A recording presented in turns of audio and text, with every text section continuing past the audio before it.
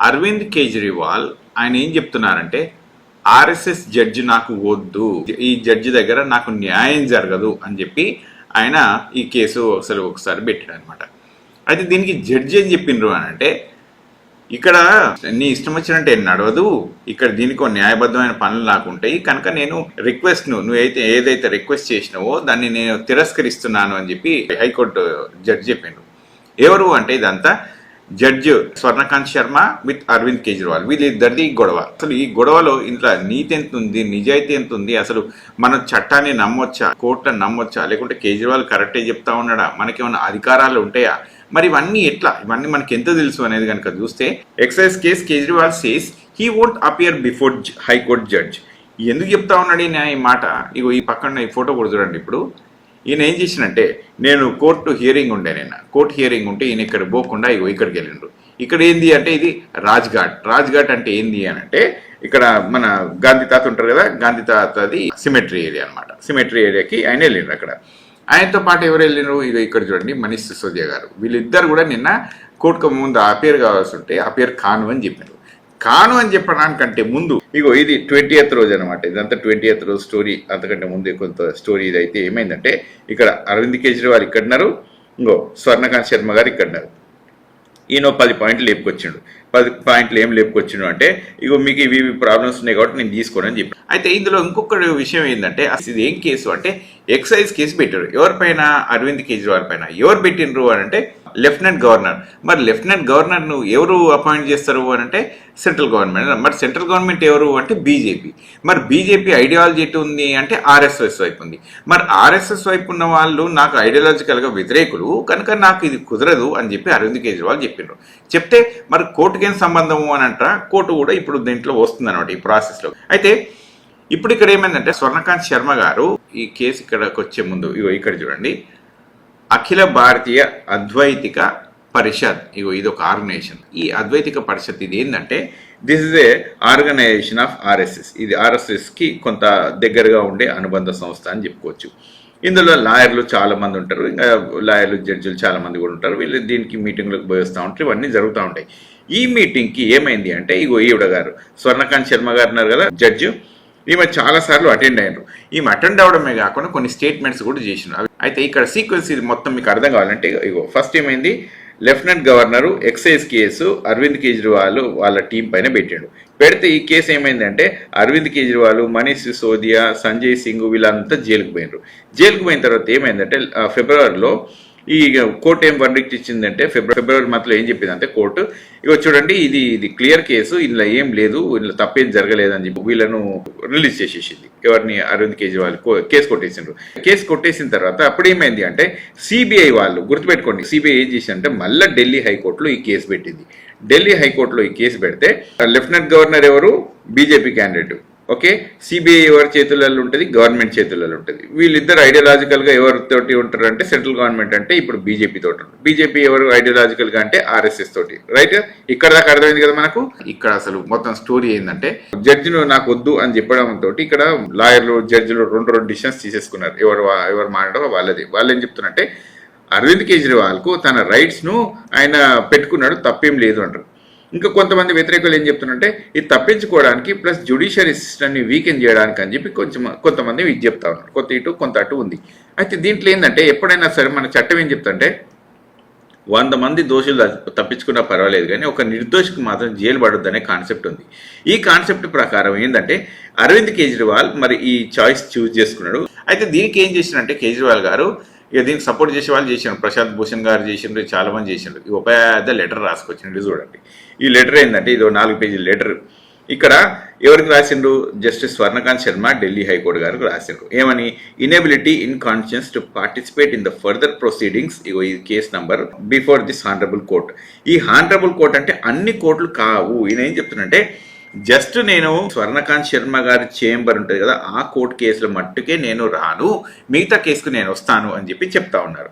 Right, so ఇప్పుడు ఇది ఒకసారి చూడండి, మిగతా ఎంతమంది అంటే మిగతా 44 జడ్జిలు ఉంటారు ఇక్కడ ఢిల్లీ హైకోర్టులో. ఓకే, అయితే స్వర్ణకాంత్ శర్మ గారి ఒక్కడి దగ్గరికే నేను రాను, ఈ బెంచ్ పైకి నేను రాను, మిగతా 44 మంది ఉన్నారు కదా, ఇక్కడికి వెళ్తాను అని చెప్పి చెప్తున్నారు. అయితే ఇక్కడ ఏం చెప్తున్నట్టే కేజ్రీవాల్ గారు, ఇగో నాకు మస్తు రెస్పెక్ట్ ఉంది, నేనేం కోపంతో చేయట్లేదు, ఇది నాకు పర్సనల్గా కూడా మీ పైన ఎట్లాంటి కోపం లేదు, కానీ నేను నా ఆలోచన విధానం మాత్రం నాకు ఇట్లా న్యాయంగా అనిపిస్తలేదు, అందుకనే చేస్తున్నా అన్నారు. ఆయన ఇంకేం చెప్పినా అంటే న్యాయం చేయడమే కాదు చేస్తున్నట్టు కనిపించాలి కూడా అనే ఒక పెద్ద స్టేట్మెంట్ ఇచ్చారు. అది చాలా ఇంపార్టెంట్ స్టేట్మెంట్. న్యాయం జరగడమే కాదు, న్యాయం జరుగుతున్నట్టు చూడడము, ఇది చాలా ఇంపార్టెంట్ స్టేట్మెంట్ అది.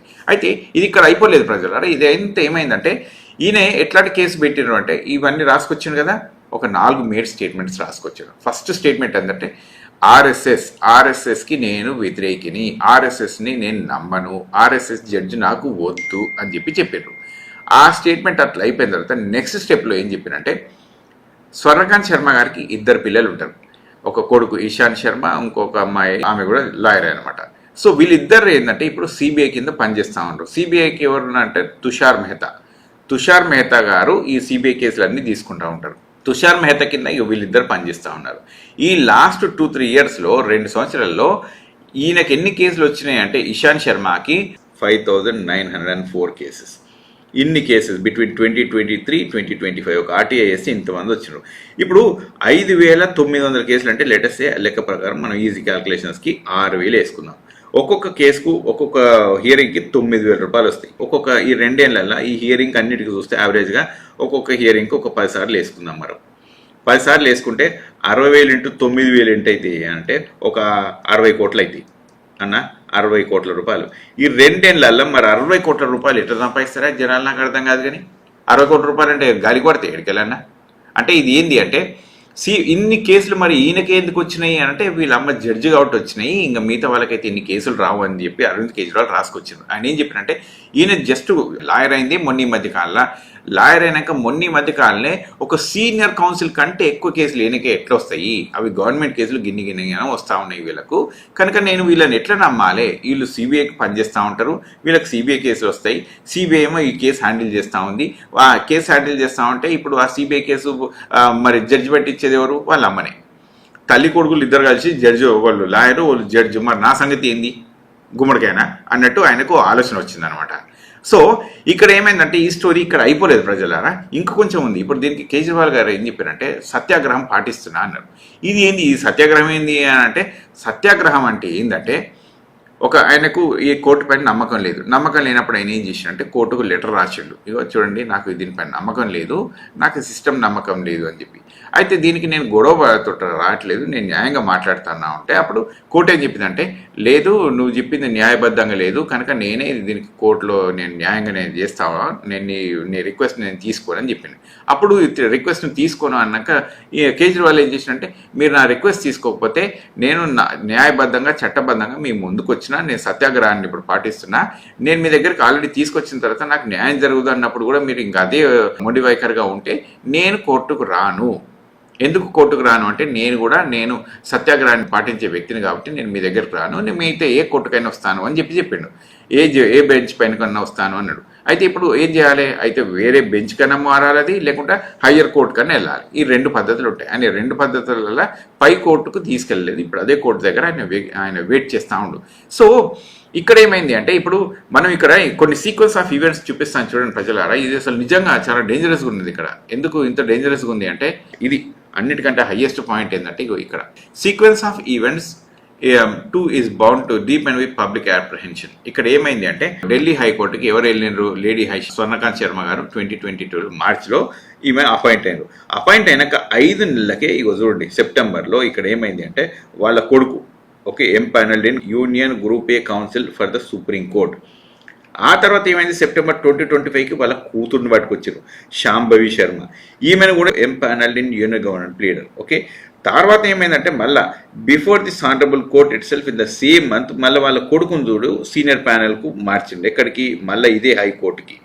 మళ్ళీ 2 నెలల తర్వాతనే మళ్ళీ చూడండి డాటర్ని కూడా empanelled group C panel for the supreme court. అంటే కొడుకు కూతురు సుప్రీంకోర్టులకు హైకోర్టులకు ఇక వీళ్ళకి ఇదే పని. ఎప్పటికి వెళ్ళి అని అంటే స్వర్ణకాంత్ శర్మ గారు ఢిల్లీ హైకోర్టుకి ఎప్పుడైతే వచ్చిండ్రో వీళ్ళ పిల్లల్ని ఎలివేట్ చేసుకుంటా వచ్చిండ్రు. హైకోర్టులకు సుప్రీంకోర్టుకు వీళ్ళకు ప్యానెళ్లకు గ్రూప్ ఏ ప్యానెళ్లకు మార్చడాలు ఇవన్నీ జరుపుకుంటూ వచ్చినాయి. ప్లస్ ఇగో 6000 కేసులు వచ్చినాయి. గింతగానే జరిగింది.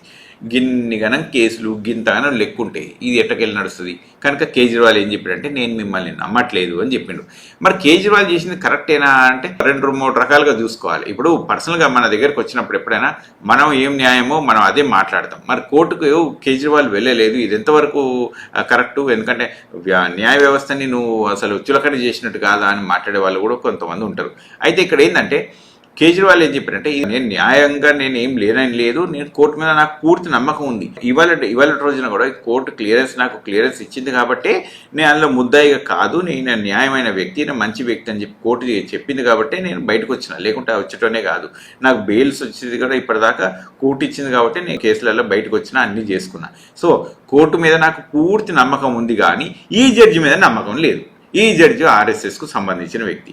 ఇక్కడ ఏమైంది అంటే మరి ఇట్లాంటి సిచ్యువేషన్స్లో ఏమైనాయి, ఇంతకంటే ముందు ఏం చేసిండ్రు అని అంటే ఇట్లాంటి సందర్భాల్లో ఇంతకంటే ముందు అయితే ఇది చూడండి, జస్టిస్ సుజయ్ పాల్ ఈయన ఇంతకంటే ముందు మధ్యప్రదేశ్లో ఉంటుండే. ఎప్పుడు 2024లో వాళ్ళ కొడుకు ఎప్పుడైతే ఇక్కడ ప్రాక్టీస్ చేసిండో ఆయన ఏం చెప్పిండు అంటే నన్ను వేరే కోర్టుకు ట్రాన్స్ఫర్ చేయండి అని చెప్పిండు. అంటే సుజయ్ పాల్ ఏం చెప్పిండంటే తండ్రి కొడుకులో ఇప్పుడు ఈయన హైకోర్టులో ఈయనేమో జడ్జు, కొడుకేమో లాయరు, ఇట్లాంటి కేసులు మేము ఇద్దరం వాదిస్తున్నప్పుడు ఇది న్యాయబద్ధంగా జరగదు, కనుక నేను అట్లాంటి ఈ కోర్టులోనే ఉండను, నేను వేరే హైకోర్టుకు మార్చానని చెప్పిండు. అట్లాగే జస్టిస్ అతుల్ శ్రీధరన్ ఈయన ఏం చేసిండు అంటే ఎప్పుడైతే వీళ్ళ పెద్ద కూతురు ప్రాక్టీస్ చేస్తూ మొదలుపెట్టిందో సేమ్ కోర్టులో ఆయన నాకు ఇక్కడ వద్దు అని చెప్పి ఇంకా వేరే కోర్టుకు మార్చండి అని చెప్పి ఆయనే పెట్టుకున్నాడు. అట్లాగే శివరామన్ నాయర్ ఈయన ఏం చెప్పిండు, కేరళ హైకోర్టులో ఈయన జడ్జి కదా, ఈయన ఏం చేసిండంటే ఈయన కూతురు నాయర్ కోడలు వీళ్ళిద్దరు కేరళ హైకోర్టులో ప్రాక్టీస్ చేస్తే నన్ను వేరే దగ్గర ట్రాన్స్ఫర్ చేయండి, ఎందుకంటే అది బయాస్డ్గా అవుతుంది, ఇట్లాంటి బయాస్డ్గా నేను ఉండదలుచుకోలేదు అని చెప్పి ఇట్లా న్యాయబద్ధంగా చెప్పినారు. ఇక ఈయన ఇంతగానం చేసిపోయింది కదా అభయ్ ఓకా అని, ఈయన సుప్రీంకోర్టు ఇంతకంటే ముందు జడ్జి, ఇప్పుడు రిటైర్ అని చాలా గౌరవనీయుడు, ఈయనకు చాలా గౌరవం ఉంటుంది మార్కెట్లో, ఎందుకంటే ఈయన న్యాయబద్ధంగా ఉంటాడని చెప్పి. యాక్చువల్లీ కొన్ని కేసులు ఆయన పెండింగ్లో ఉండే, వాళ్ళ మదర్ చనిపోయినారు. ఆ రోజు ఆయన 16 కేసులు డిస్పోజ్ చేసేసిండ్రు. అసలు వాళ్ళ మదర్ చనిపోయిన నెక్స్ట్ డే వచ్చి ఆయన అవన్నీ డిస్పోజ్ చేసి ఆయన రిటైర్ అయినారు. సో అంతటి నిబద్ధత కలిగిన జడ్జి ఆయన. సో అట్లాంటి నిబద్ధత కలిగిన జడ్జిలు కూడా మరి వాళ్ళు ఏం చెప్తున్నారంటే నేను అయితే ఈ అభినవ్ భక్త ఉంది కదా అది దానికి నేను వెళ్ళను అని చెప్పి చెప్పిండు అనమాట. అట్లాంటి మీటింగ్స్కి నేను అయితే వెళ్ళను అని చెప్పి చెప్పిండు. తర్వాత ఈమె స్వర్ణకాంత్ శర్మ గారు ఆ మీటింగ్కి వెళ్ళారు. మీటింగ్కి వెళ్ళి ఇక్కడ చూడండి ప్రజలారా, ఇది మరీ దారుణం, ఈ పరిస్థితి మరీ దారుణం. ఇక్కడ ఏం చెప్తున్నానంటే నేను ఈ మీటింగ్లోకి వచ్చిన కాబట్టి నాకు కొంత ఆర్ఎస్ఎస్ ఐడియాలజీ కొంత ఉంది కాబట్టి నాకు ప్రమోషన్లు వచ్చినాయని చెప్పి చెప్పిండు. ఈమె మీటింగ్లకు పోయింది కాబట్టి ప్రమోషన్లు వచ్చినాయని చెప్పి ఈయన ఇంకా గంటాపదంగా చెప్పి మాట్లాడుతూ ఉంది. ఇట్లా మాట్లాడుతున్నప్పుడు దీన్ని ఎట్లా తీసుకుంటారో ఇక మీరు చూడాలి. ఈయన అమిత్ షా గారు ఏం చెప్పారంటే యాక్చువల్లీ ఈ కోర్టులో లోవర్ కోర్టులో కేజ్రీవాల్ ఫ్రీ అయిపోయాడు, కానీ హైకోర్టులో మాత్రం ఈయన తప్పించుకోలేడు, హైకోర్టులో ఈయన మీద ఖచ్చితంగా శిక్ష పడుతుందని చెప్పి చెప్పిండు. హైకోర్టులో శిక్ష పడుతుంది ఈయన ముందే ఎట్లా చెప్తాడు అంటే ఏదో ఒకటి లింక్ ఉన్నదన్నట్టే కదా అని చెప్పి కేజ్రీవాల్ ఏం చెప్తున్నారంటే హైకోర్టులో ఇప్పుడు నాకు శిక్ష పడుతుందని అమిత్ షా గారు చెప్పారు. ఆ హైకోర్టు జడ్జి ఏమో అసలు బయాస్డ్ పర్సన్ ఉన్నది, ఆమె ఇంతకంటే ముందే నా మీద అసలు నిందలేసులు మొదలు పెట్టేసింది. తర్వాత వాళ్ళ పిల్లలిద్దరు అందులో తయారైపోయినారు, ఆమెను ఆర్ఎస్ఎస్ ఐడియాలజీలో ఉంది. ఏ విధంగా చూసుకున్నా నాకు న్యాయం జరగదు అనే నమ్మకం ఉంది తప్ప న్యాయం జరుగుతుంది అన్న నమ్మకం నాకు లేదు, కనుక నేను వీళ్ళ దగ్గర రాను, ఈ కోర్టుకు నేను రాను అని చెప్పి ఆయన చెప్పడం జరిగింది. ఐ గెట్ ప్రమోటెడ్, చూడండి ఐ గెట్ ప్రమోటెడ్, ఈ వీడియో చూడండి. ఇక్కడ ఇక ఈమె ఎన్నో మీటింగ్లు అటెండ్ అయితేనే ఉందన్నమాట ఈ స్వర్ణకాంత్ శర్మ. సో అంటే ఇక్కడ ప్రజలారా నేను ఏం చెప్తున్నానంటే we have to make sure court అంటే వాళ్ళు కోర్టు పనులే చేయాలి, అంతేగాని మిగతా పనులకు వాళ్ళకు అట్లాంటి వాటికి వెళ్లకుండా ఉండడమే మంచిది. బయాస్డ్గానే ఉంటే ఎవరైనా అప్రిషియేట్ చేస్తారు, ఇది కంప్లీట్ అన్బయాస్డ్గానే ఉండాలి. ఇది స్టెప్ 1. స్టెప్ 2, మీ పిల్లలు సేమ్ కోర్టులో ప్రాక్టీస్ చేస్తేనే వద్దు అనుకున్న ఎంతోమంది గౌరవనీయ జడ్జిలు ఉన్నప్పుడు మీరు తల్లి కొడుకులు సేమ్ కేసు పట్టుకొని ఉండి సేమ్ కేసులలో మీరు అసలు చేస్తూ ఉన్నారు అని అన్నప్పుడు ఇది ఎక్కడికి వెళ్ళి న్యాయబద్ధమో మరి స్వర్ణకాంత్ శర్మ గారికి అర్థం కావాలి. సో ఇది కేజ్రీవాల్ సైడ్ స్టోరీ. మరి అటు సైడ్ స్టోరీ అంటే జ్యుడిషియరీ మీద నమ్మకం ఉండాలని ఆమె కూడా పెద్ద 100 పేజీల లెటర్ ఏమో రాసినట్టుంది. అయితే ఇక్కడ ఏంటంటే స్వర్ణకాంత్ శర్మ గారు ఏం చెప్తారంటే మేము కోర్టుల లెక్క చేస్తాము, అది న్యాయబద్ధంగానే చేస్తాము, నువ్వు అట్లాంటి నా మీద నిందలేయరాదు, అది తప్పు, నువ్వు చూపించడానికి ఏం ఎవిడెన్స్ లేదు అని చెప్పారు. ఎవిడెన్స్ ఇంత చూపించిన తర్వాత మీరు ఎవిడెన్స్ లేదంటారు ఏందని ఆయన అంటుండు. అంటే ఈ కేసులో ఎవిడెన్స్ లేదు కదా అని ఆమె అంటుంది. ఈ కేసులో ఉండాల్సిన అవసరం లేదు, ఈ బయాస్డ్ ఉంది కాబట్టి నేను తీసుకోను అని చెప్పి ఆయన చెప్పిండు.